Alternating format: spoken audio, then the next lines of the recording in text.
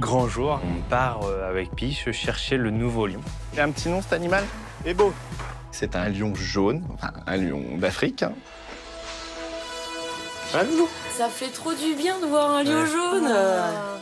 On est tous ravis de pouvoir accueillir un lion jaune parce que c'est une espèce qu'on n'avait pas encore actuellement sur le parc. Attends. Ça manquait en fait au zoo et ça manquait sur mon secteur. Alors, elle est là, ma bichette. J'ai l'honneur d'annoncer une très bonne nouvelle car Crevette, notre femelle mandrille, a eu son petit. Il dort debout, c'est trop chou. Crevette, elle a déjà eu beaucoup de petits et ça s'est toujours très bien passé et on sait pertinemment que c'est une très très bonne maman. Tu t'en occupes bien, je me fais pas de soucis là-dessus.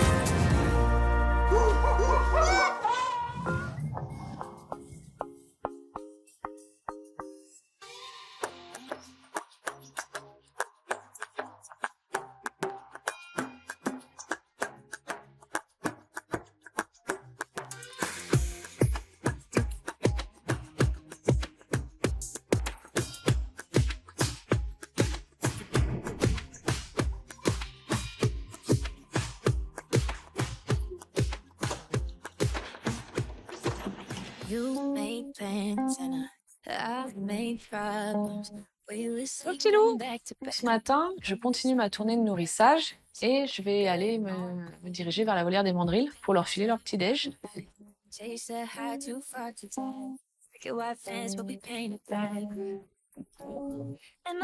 Comment ça va tout le monde? Ouais.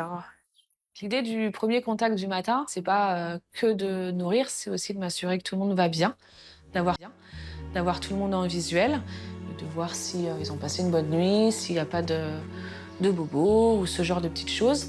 Hop. Como? Elle est où ta mère, là? Elle est là. Tu viens, Crevette? Ma mission aussi de ce matin, c'est de vérifier l'abcès de Crevette. Voilà, parce qu'elle a fait un abcès quelques jours auparavant, qu'on n'a pas pu soigner directement parce qu'elle allait mettre bas, puis ensuite elle a mis bas. Donc c'est un peu compliqué. Donc là, on surveille vraiment l'évolution. Regarde ton abcès là. Non, tu veux pas aller plus loin? Non, je sais, mais ça c'est pour ta mère. Bon, l'abcès, ça a l'air propre. Ça s'est légèrement refermé, ouais, même, donc c'est plutôt positif. Il faut continuer de surveiller pour autant. Et puis en même temps, j'en profite pour regarder le petit bout. Ça va, bébé? J'ai les yeux ouverts. C'est toujours sympa les naissances parce que c'est le meilleur enrichissement qui soit pour la maman et puis pour le groupe aussi. Parce que voilà, c'est un bébé, il se passe plein de choses autour d'un bébé. Il n'y a pas que la maman, il y a les frères et sœurs qui sont autour. Enfin, ça crée vraiment beaucoup d'interactions au fur et à mesure qu'il grandit. Ça va aussi évoluer. Puis voilà, on a la chance là d'avoir un groupe qui est assez jeune. Donc ça joue beaucoup. Voilà, donc c'est assez vivant, ouais. Ils sont taqués. Coucou. T'es réveillée? Tu descends? L'idée, c'est de savoir déjà si c'est un petit gars ou une petite fille. Dans les premiers jours, on n'arrive pas toujours à voir parce qu'il est encore petit. Et puis, c'est surtout qu'au début, chez les mandrilles, d'instinct, le petit s'accroche sous le ventre. Hein. Enfin, sa survie en dépend, hein, clairement. Donc voilà, c'est instinctif. C'est-à-dire qu'ils sont vraiment très bien accrochés et assez remontés, ce qui fait qu'on ne va pas forcément voir comme on le souhaiterait, l'arrière. Mais là, en l'occurrence, ce matin, je vois bien et voilà, c'est une petite fille. Voilà. C'est plus. La prochaine étape, c'est de lui trouver un petit prénom. Voilà, donc on va réfléchir à tout ça avec l'équipe. Bon, allez, à tout à l'heure, les gros.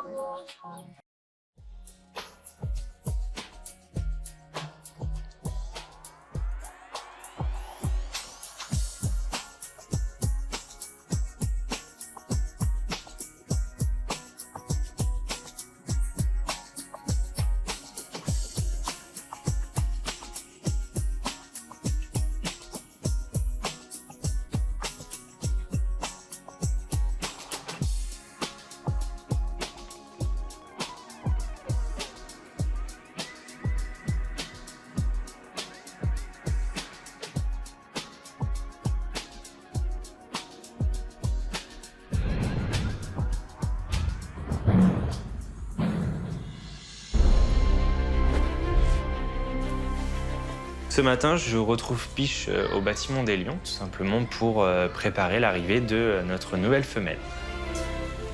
Allez. C'est un grand jour pour Ebo, c'est un grand jour pour le parc parce qu'on soit une lionne jaune, ce qui n'est pas arrivé depuis quelques années, une dizaine d'années. Donc on est super contents. Doucement, Loulou. Ah, bah toi, t'es un vrai lion, hein. Oh lolo. Oh bah oui. Ah oui. Tu vas avoir une copine. En fait, l'objectif, c'est d'avoir une compagne pour Ebo et de pouvoir les sortir tous les deux dans le tout nouvel enclos, qui est encore en construction. Ça va, Ebo? Ebo va très bien. Depuis qu'il est arrivé, on voit un changement de comportement. Enfin, voilà, au départ, il était un peu stressé, un peu en retrait, et puis plus ça va et plus il est proche de nous. En même temps, c'est normal, hein, il apprend à nous connaître, il ne nous connaissait pas auparavant. Ben, voilà, il faut du temps, le temps que lui s'habitue à nous et que nous, on puisse s'habituer à lui. Flo, peut-être je te demanderais juste, tu crois que... Je suis désolé. Est-ce qu'on va essayer de venir se garer le plus près possible? Est-ce qu'il est un peu haut le talus? Tu crois que tu pourrais juste nous dégager un passage? Là, on est à quelques heures de l'arrivée, donc préparation du bâtiment. Voilà, avec Jojo, on check un peu tout ce qu'il y a à faire, comment on va procéder, nettoyage, préparation de la loge. Et le gros truc, c'est qu'il faut qu'on passe Ebo du côté des lions blancs. C'est la première fois où il va y avoir face à face, et pour le coup, ben, on espère que ça va vraiment bien se passer. Attention, là, du monde. Doucement. Et direct, il passe et en fait, il fonce sur la trappe. Et voilà, les petits prennent peur, ils reculent, on va les enracher la clôture. Ils partent en courant dans l'enclos, ce qui fait que, dans la panique, ils cassent la clôture au passage. On le repasse et on essaie de réparer ou... Non, mais vous savez quoi? On le laisse là, lui, il a rien demandé. Piche. Oui, ça claque, c'est bon, on est bon. C'est rien de trop grave. Après avoir vérifié avec Piche, on décide voilà, de laisser Ebo dans la loge des Blancs et comme ça, on est fin prêt pour l'arrivée de la femelle.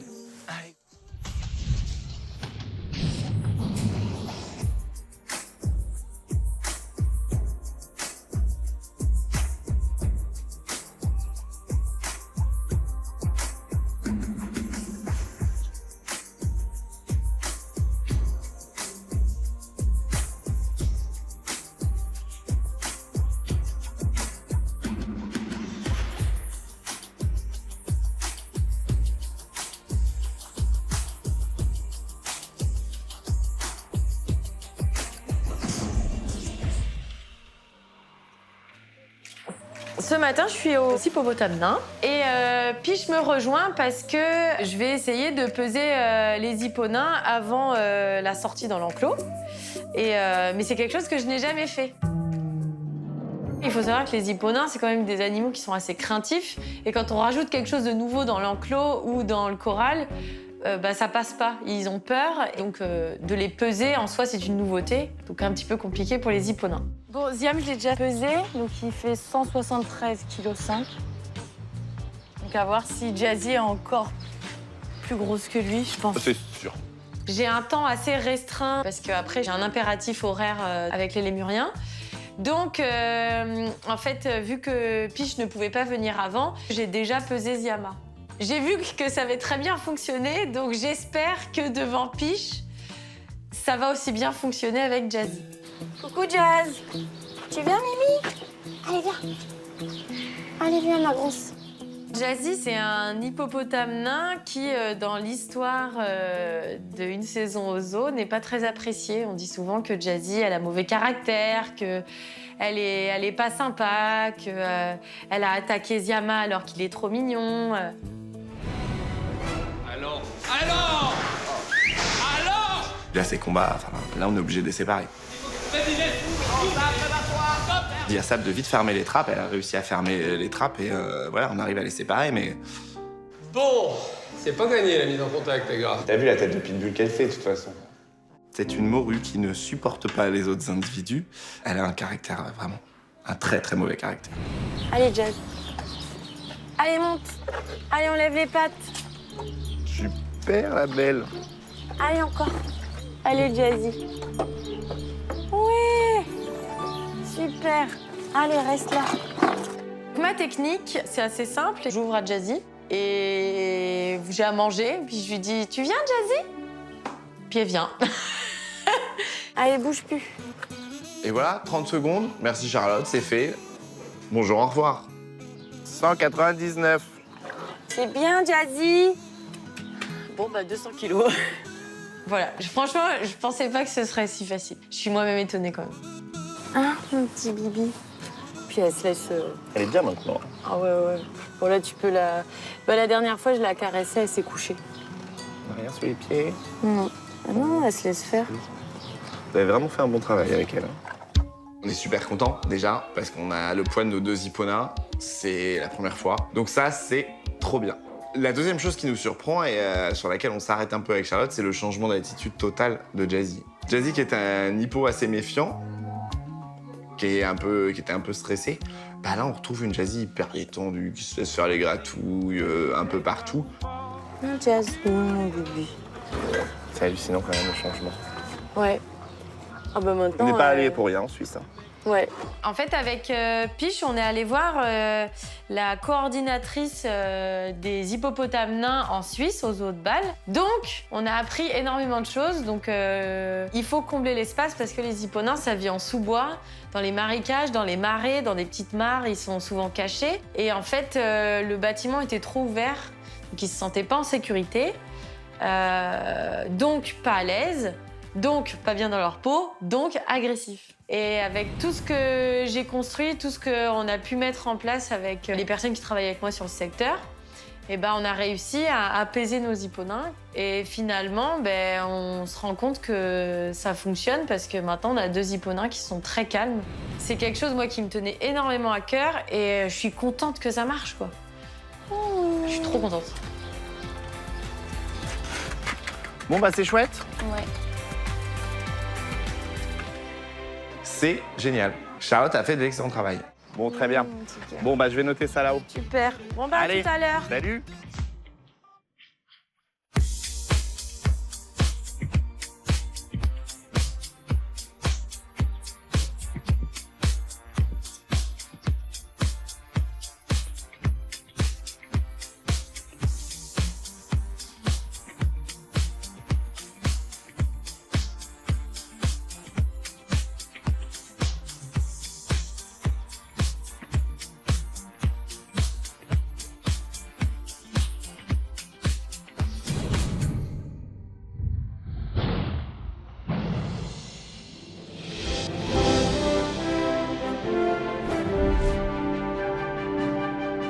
Tim, stop.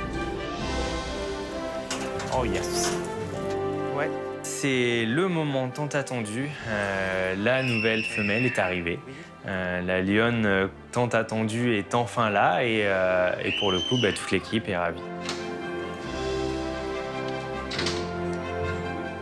On sait qu'elle se prénomme Malindi, qu'elle a 5 ans et qu'elle vient de Paradise en Belgique.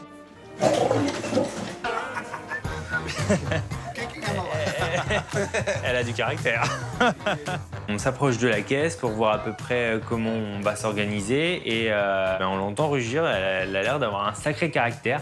Je pense que ça promet, ouais. Jojo, tu prends ton engin? Je rentre par où? Là. Tu fais demi-tour là, non? À chaque arrivée, forcément, il faut déployer les grands moyens, surtout pour des animaux aussi gros, parce que voilà, la caisse est très très lourde. Malindi n'a pas l'air toute légère, donc forcément, voilà, ça fait tout de suite 300-400 kilos à porter. Défonce pas le vent. Hein. Ça fait un peu partie de notre quotidien, mais c'est quand même une grosse manœuvre de décharger un lion. Donc, grosse pression sur Jojo, parce que c'est la première fois que Jojo prend le magnétoscopique pour décharger un animal. On a confiance en toi. C'est pas évident parce que voilà, la caisse n'est pas très large, parce que voilà, il faut y aller en douceur. Lève, Jojo. Encore. Voilà, il faut faire très attention, être très vigilant. Donc, Piche et le transporteur me guident, me dirigent pour pouvoir passer les fourches sous la caisse de transport. Et puis, de là, une fois les fourches sous la caisse, on décide de la sangler pour éviter que la caisse de transport bouge. Tu la descends direct. Tu la renverses pas. Hein. Allez, Jojo.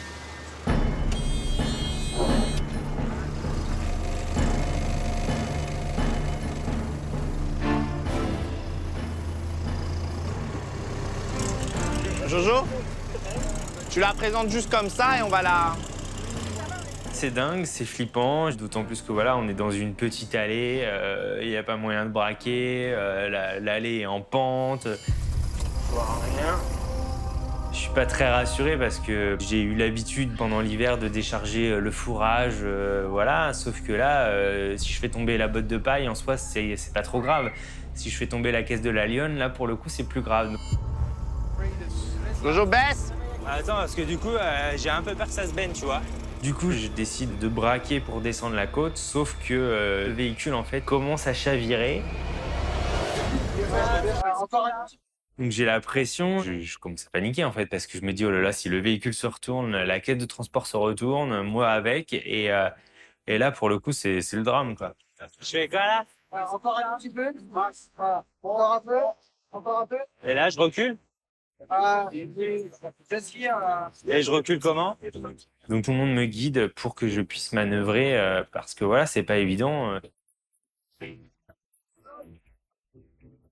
Merci. Allez, tout droit. Baisse. Tout le monde s'entraide, puis au final, on finit tant bien que mal par arriver à descendre Malindi au ras de la trappe.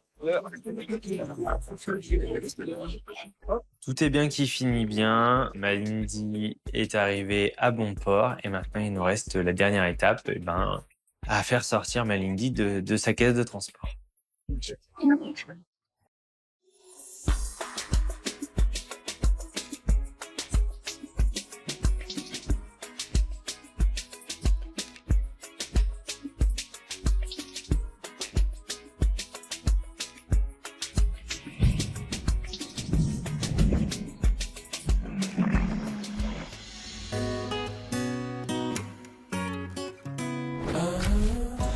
Nos outils.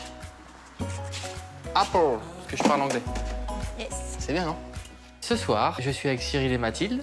On va préparer un enrichissement pour les pandaros. Tu coupes en 4? Ça a déjà été imaginé ou c'est en cours? Ça a déjà été fait une fois et ça a été plus efficace que tous nos enrichs regroupés. Donc là, on y va. Là. Ouais, en 4, ouais. Je fais des trucs bizarres, je sais.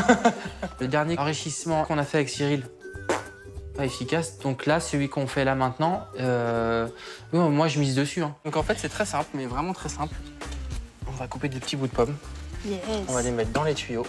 Et on va boucher chaque côté, mais avec vraiment très peu de foin en fait, parce qu'il faut pas qu'il galère. On a une contrainte, c'est que les pandaros, ils n'ont pas les doigts, ils n'ont pas le pouce, tout ça. Donc pour retirer le bouchon de foin qu'on va mettre au bout, en fait, ça va être difficile pour eux. Donc ils vont peut-être le faire un peu avec les griffes, peut-être avec les dents. Donc en fait, la seule solution, c'est de mettre des tout petits bouchons et de vraiment pas les enfoncer, de les laisser presque à la surface du tuyau. Allez. Bref, l'enrichissement est terminé, il est préparé, donc on va sortir dans l'enclos des pandarous et on va leur apporter. Tu les poses où tu veux, juste qu'ils tombent pas au sol parce que sinon... C'est la première fois que je les vois. C'est vrai? De tout près, oui. Oh là là là là, mais qu'est-ce que c'est beau. Et les pandas, quand on les regarde comme ça, On dirait vraiment la tendresse, la douceur. Ils sont vraiment trop mignons. En même temps, qui dirait qu'ils sont pas mignons, j'ai envie de dire. Ah, je sais qu'il y a Sangha et Yang. Alors oui, les pandarous, ils sont très mignons, de visu. Faut pas oublier, ce sont des animaux qui sont quand même sauvages. Donc obligatoirement, voilà, ils ont aussi leur petit caractère. Et on le sait très bien que voilà, quand il y a eu des évasions, on a vu les réactions qu'ils pouvaient avoir. J'y mettrai pas les mains. J'y vais, je les pose? Ouais, tu les poses, ouais. Sur, genre là au bout, par exemple? Faut que ça soit facile d'accès, faut pas que ça tombe, tu sais, un endroit plus plat. Où il peut s'appuyer et le décortiquer. Ok, donc genre plus sa cabane, quoi. Ouais.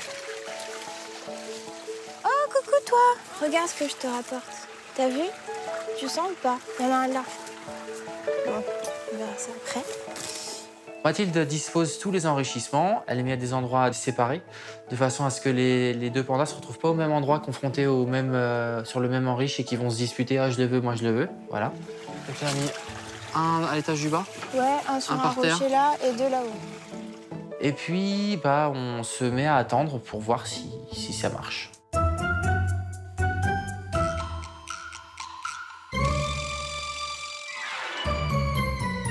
Et ça fonctionne pas. Tu veux que je leur enlève un bout de foin? Non. Non? En fait, c'est que là, ils s'y intéressent pas. Parce qu'il l'a senti. Ils le verront. Mais... Je sens qu'ils sont intrigués parce que tout de suite, ils ont sorti un peu le bout de leur nez. Ils sentent. Je sens qu'ils sentent un peu de loin. Ils savent qu'il y a quelque chose. Mais bon, pareil, hein, ils accourent pas dessus non plus. Ils sont pas là à essayer de sortir. Non, pour l'instant, il n'y a pas de réaction directe avec l'enrichi. Mais même s'ils vont pas manger dedans, à partir du moment où ils s'arrêtent dessus, ça fait partie de l'enrichissement en fait. Oui, ça éveille leur curiosité. Même s'ils n'ont pas aimé, en fait. Oui. On peut pas dire que ça ne marche pas du tout, parce qu'à partir du moment où l'animal en fait va s'arrêter dessus, c'est déjà un enrichissement en fait. On change une habitude, donc ça reste dans l'enrichissement même si ça n'arrive pas au bout de ce qu'on veut. Je vais aller rentrer les siamang moi avant qu'il soit trop tard. On sait qu'après on va sortir, on va les laisser tranquilles et comme tous les animaux, faut leur laisser le temps aussi et dans leur espace tranquille quoi.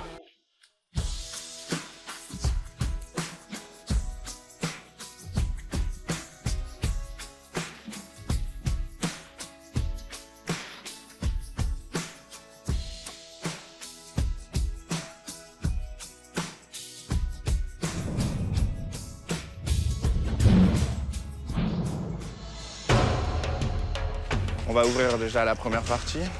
Tout était bon dans le bâtiment. Jojo, t'es prêt? Ouais. On fait comme l'autre fois, on ouvre la trappe du box de déchargement et l'autre en face? Ouais. Maintenant, on va ouvrir cette fameuse trappe pour que Malindi puisse sortir de la caisse et rentrer dans la loge. Bien sûr qu'on a hâte de la découvrir. En plus, il faut savoir que Malindi, c'est une star dans son parc. Donc on a hâte de voir cette lionne. Jojo? Oui? C'est bon pour toi? C'est bon pour moi, ouais. Salut, fille. Allez, viens, ma belle. On ouvre, elle grogne, et on attend que Malindi sorte de sa caisse.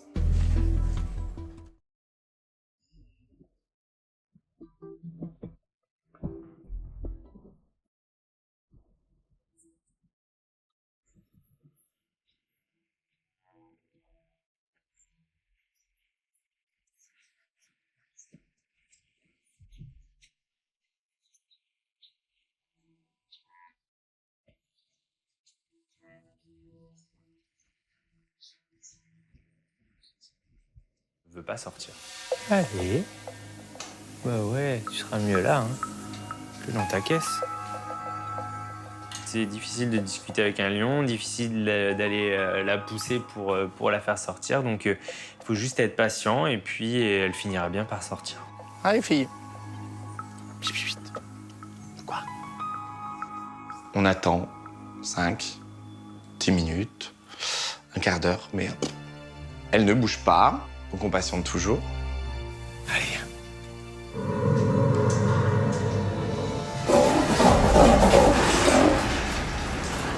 Non, allez, rentrez. Malindi finit par sortir, sauf que Malindi a été très rapide.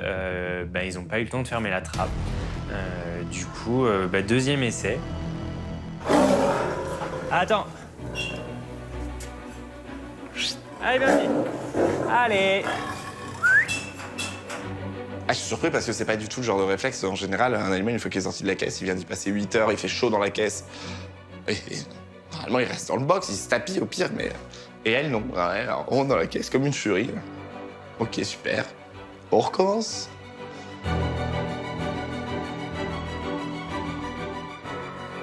Allez, vas-y. Allez. Ferme. Attends, c'est bon. Jojo, c'est bon? C'est bon, c'est bon. Et bon, elle ressort quasi direct. Jojo l'enferme dans la deuxième loge, ce qui fait que nous, on peut facilement refermer notre trappe parce qu'elle est enfermée au fond, il n'y a plus de danger. Doucement, belle. Bah là.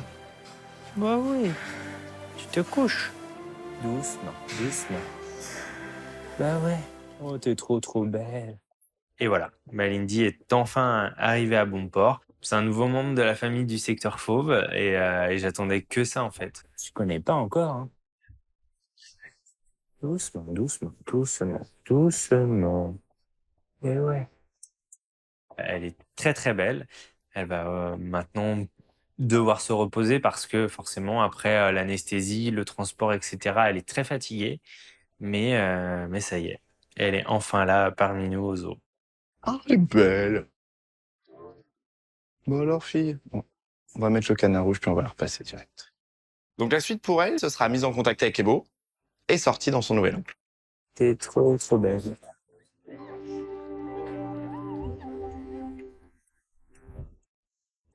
Ce matin, avec Lou, on s'occupe du bâtiment des perroquets. Donc, c'est-à-dire qu'on doit entretenir les enclos à l'extérieur, à l'intérieur.